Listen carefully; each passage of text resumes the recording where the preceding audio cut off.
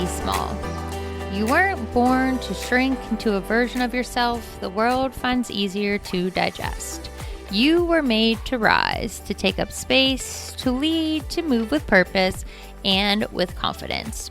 But for too long, the fitness industry has sold us the lie that our bodies are projects.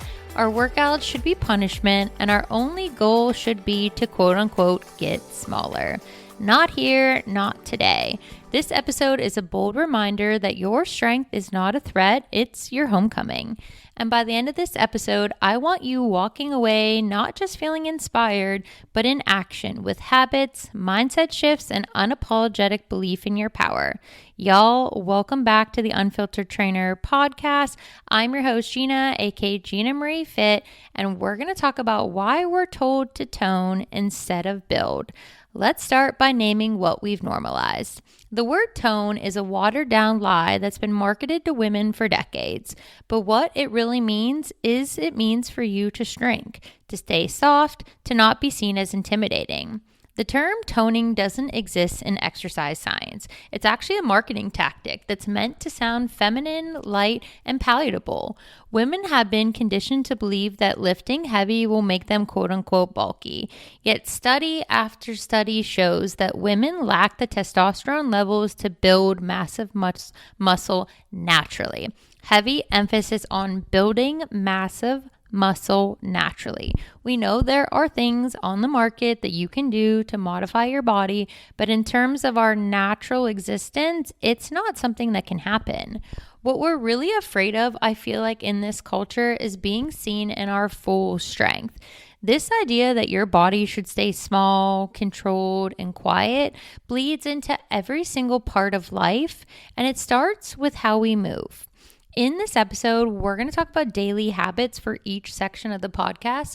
That way, it's going to be more tangible, give you, honestly, a little bit more of a relatable perspective, and also help you walk away knowing that you gained something out of this. And so, in this part of the podcast, I want you to think about something before we really dive in.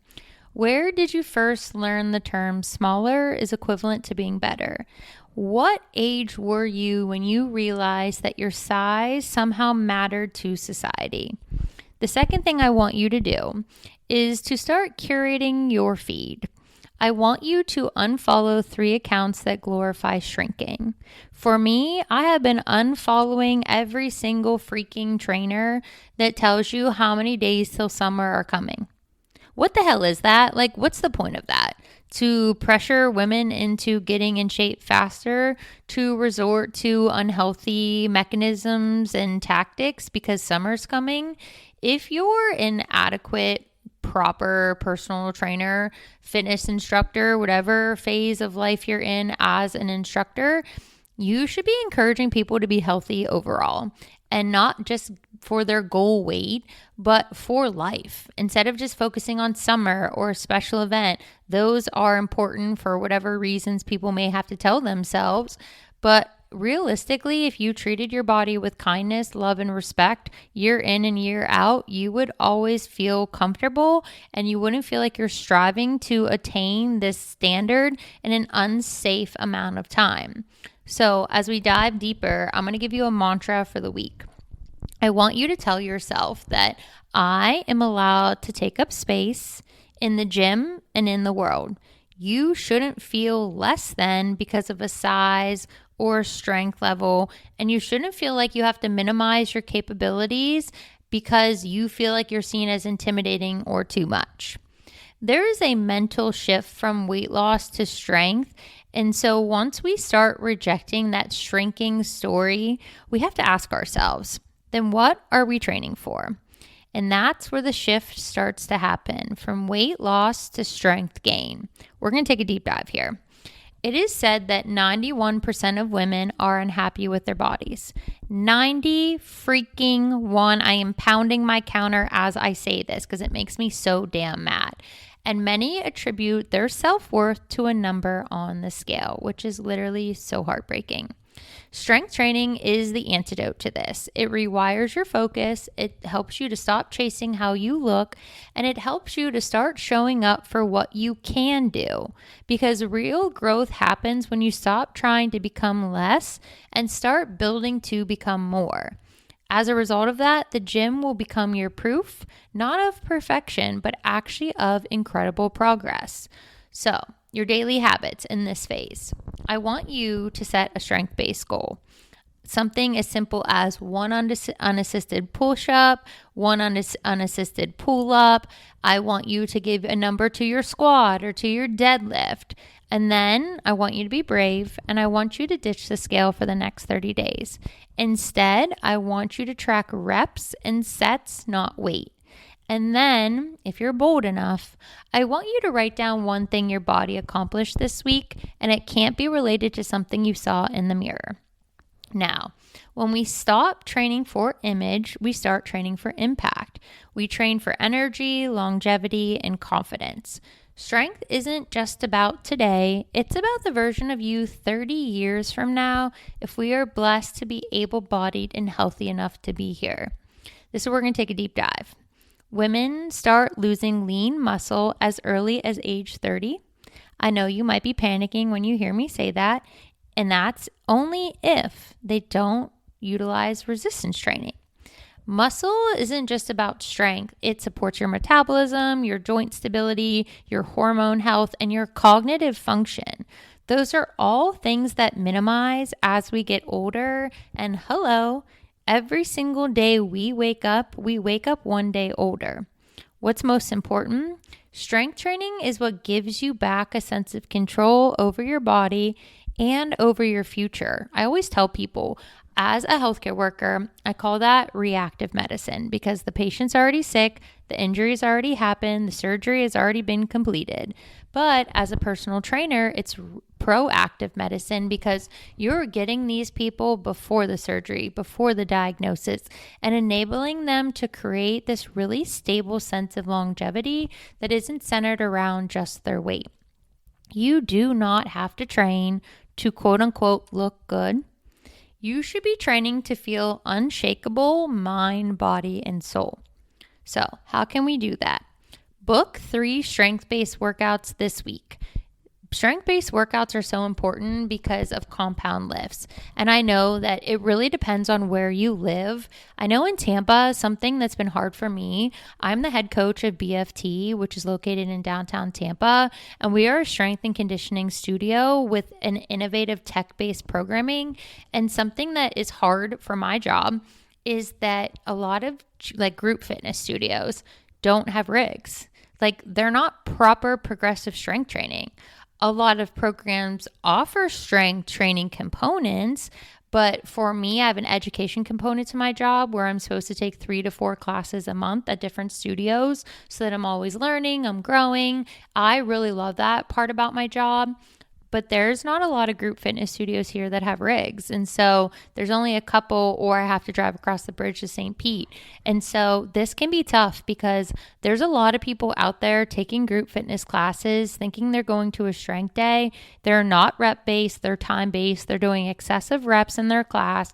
They're hitting all these incredible milestones, taking 200-300 classes, but they're not making progress and they're plateauing. And people often wonder why. Is it my lifestyle? Is it my diet? Maybe I need to be in more of a calorie deficit. Lord have mercy on all of our souls. Far too many of you are already in a deficit. If you're trying to build strength, being in a more serious deficit is literally doing the biggest disservice to your body. So please stop focusing on being in a caloric deficit. If you're trying to build strength, you have got to eat for your gains. And so it's tough to find a true progressive strength training program in group fitness sometimes because everything is so fast and quick and almost like HIIT-based sometimes. And then once you've booked those workouts, I want you to do something that's really important. I want you to treat them like they're a doctor's appointment.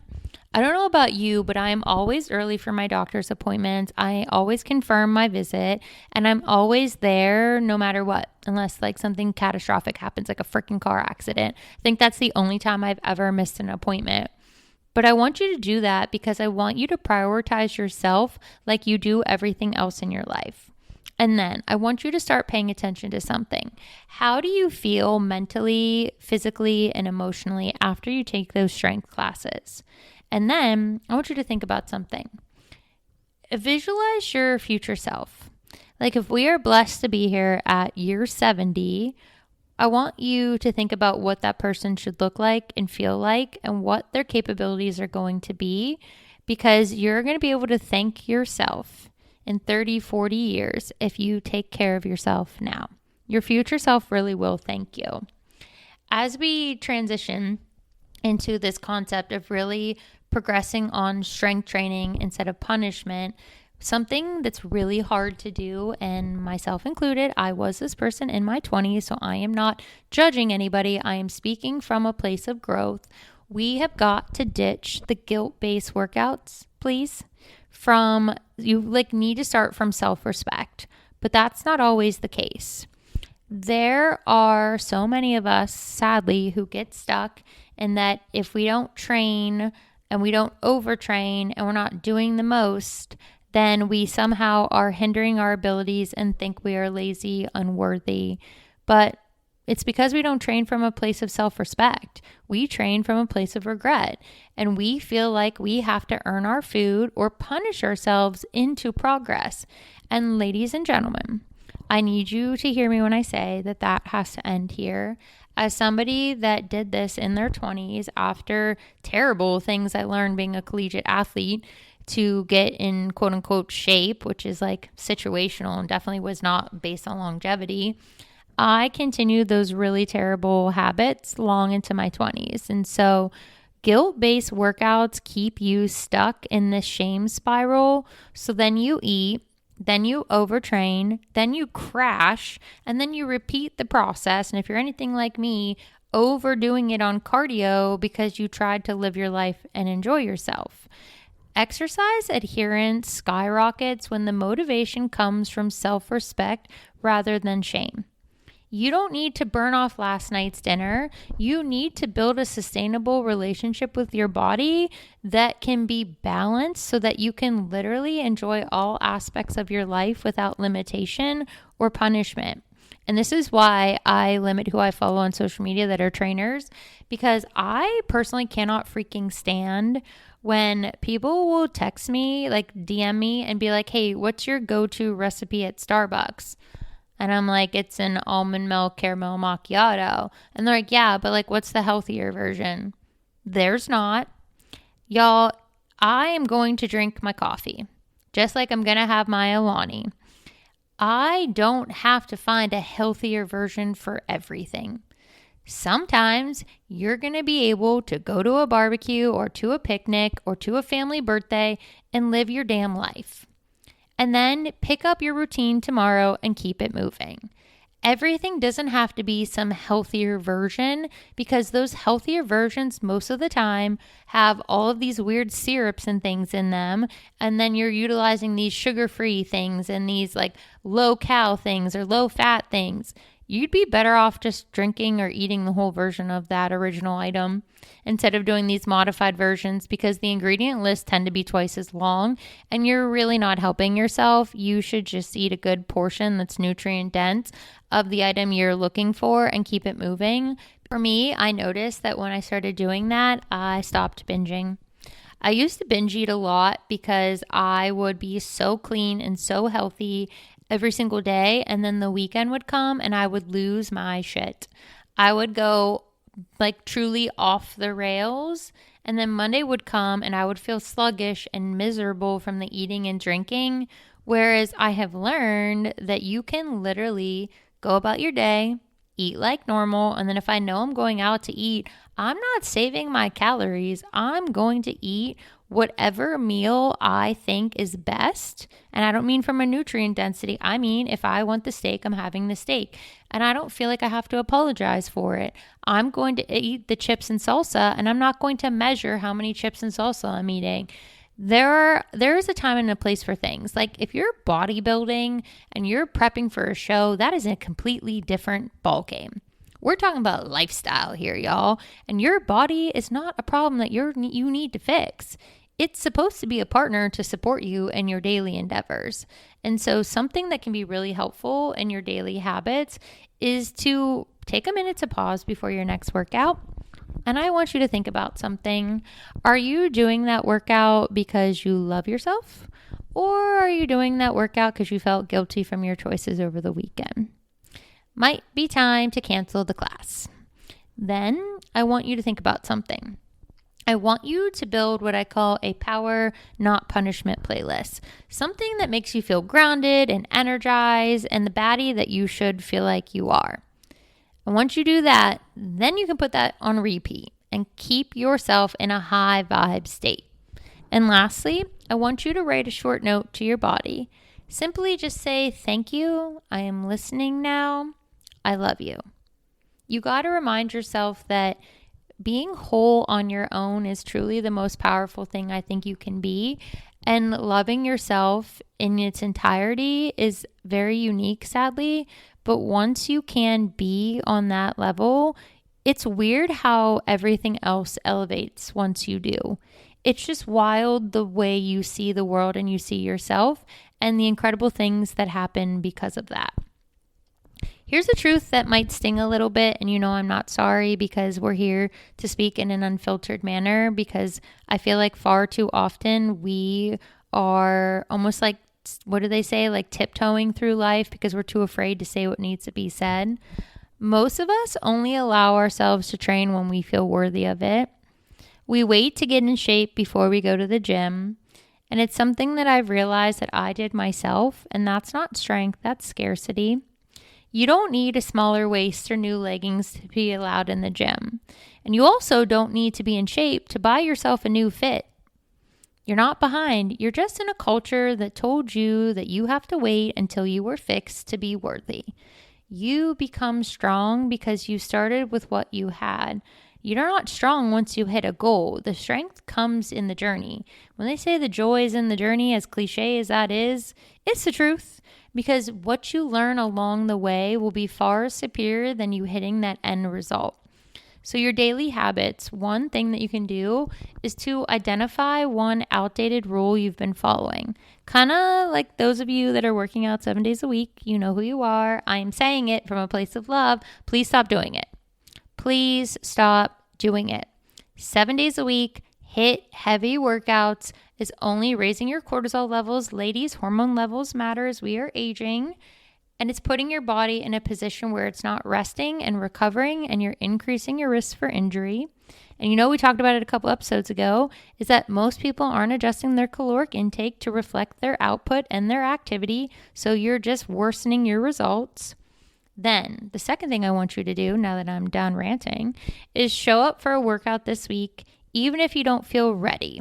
That is the money, my friends. Now, far too many times, especially living in Tampa, because sometimes living in this culture can be so toxic, I would be afraid to go to new studios when I wasn't feeling my best.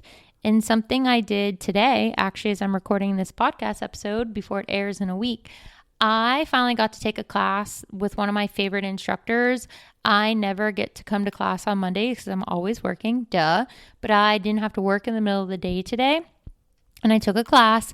I was nervous. I've never been to a sculpt class with her.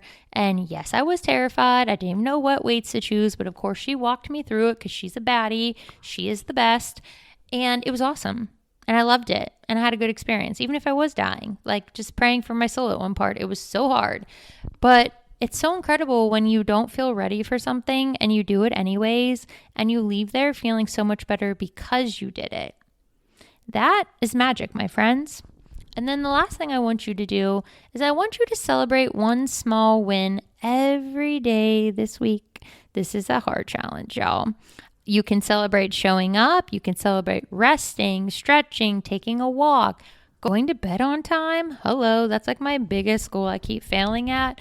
Or hell, maybe you're listening to episodes of the Unfiltered Trainer trying to catch up so that you too can just feel like you're supposed to feel. Either way, celebrate it, y'all. I'm personally celebrating. It's Monday as I'm filming this podcast. Like I said, I have all of my laundry done. The dishes are done. The floors have even been mopped, and it's Monday, and I'm not starting behind. I'm starting in alignment, and I literally am slightly freaked out because of it, because I feel like I should be rushing and I'm not. And it's such a good feeling. All right, let's finally get honest about the lie. The lie of fast results, because I see it far too often with really messed up taglines in marketing on social media that people claim that they can make a certain type of transformation in a certain amount of days. Y'all, it's bullshit. It is bullshit. Progress does not mean transformation in 30 days. It means building belief that sticks longer than your latest challenge that somebody's posting about. Quick fixes create burnout, and consistency is where belief is created. Let's say that again, my friends. Quick fixes create burnout. It does a disservice to your body. It throws off your hormones. It leaves you fatigued. Instead, if you would just be consistent over time, you would create a foundation and a belief system that becomes unshakable, y'all. In one study, this is so crazy. In one study I read, participants who focused on consistency over perfection saw greater long-term health improvements than those chasing rapid change. I think that's crazy because it's so freaking simple. And then I think about all the stupidity I participated in my 20s versus my 30s in health and fitness. And I just want to hit my head against the wall because it's not about becoming somebody new. That's why I hate those New Year, New You challenges. No offense to anybody, but there's nothing wrong with the version you are. You should just want to elevate your life. You don't have to change your life. But it is about returning to who you really were meant to be this entire time. So recognize you don't need some crazy extensive plan. You need a new perspective before you try to follow any sort of plan. So something that can really help is that if you track one, I didn't say 7, I didn't say 12, I didn't say 20. I said one habit every day for 4 weeks. I know, 30 days, it's so tough. It could be your strength. It could be your water, journaling, whatever your choice is. What is one tangible thing you can track? And then I want you to create what's called a proof bank. Record 10 things you've done this year that show your growth. Think about it. I literally could write a book. I did. It's so funny. That's actually kind of cheesy that I really did write a book. And that is actually something that shows growth because I have wanted to write a book for such a long time. And I know people want me to write like a personal book because I really have had a wild life and it's crazy to be on the other side of it and still going through it all at the same time. But that is something that shows growth is I was absolutely terrified, like insert like effing terrified to put myself out there and put pen to paper and then like nobody read it. It's kind of like a 6-year-old, no one coming to their birthday party fear. Still to this day, 30 plus years later, have that fear, but it showed growth because I did it anyways. I did it scared. I did it tired. I did it anyways. And because of that, a lot of great things have happened. And so create a bank that reminds you of everything you are, everything you've achieved, and the growth that's happening. And then lastly, and this might be hard, I want you to replace the word results with belief in your vocabulary this month. Take away the focus on physical results and tap into learning to believe in every single thing you were meant to achieve, that you were meant to become, and tap into the fact that you are more than capable. We are our biggest hindrance to our desired lifestyle because we hold ourselves back. So we're going to end this podcast with this. Please remember that you were not born to be smaller. You were born to build. You were born to take up space, to claim your power, and to rise with intention. This is your invitation, my friends, ladies and gentlemen, to stop shrinking and start standing stronger in every single rep, every single lift, and every moment of your life. And always, if this episode made you think differently, here's how to take that impact just a little bit farther. First, follow Mindset, Health, and Empowerment, a personal development podcast with yours truly, the Unfiltered Trainer. We are on Apple, Spotify, YouTube. Subscribing helps me and it helps you get notified when these episodes drop. 2, this one's so big and I hate asking because I feel like it's so freaking weird, but it's so necessary and it would really help your girl out if you could please leave a 5-star review and spread the message far and wide about how impactful this podcast can be. And then if you're so bold, screenshot and tag me that you're listening to this episode. Tag Gina Marie Fit, tag the Unfiltered Trainer, so I can personally thank you and hype you up because you're not here to disappear, y'all. You're here to build a body and a life that is rooted in power, not punishment. Remember it 1,000 times over. And as always, I will see you next time on the Unfiltered Trainer. Bye, y'all.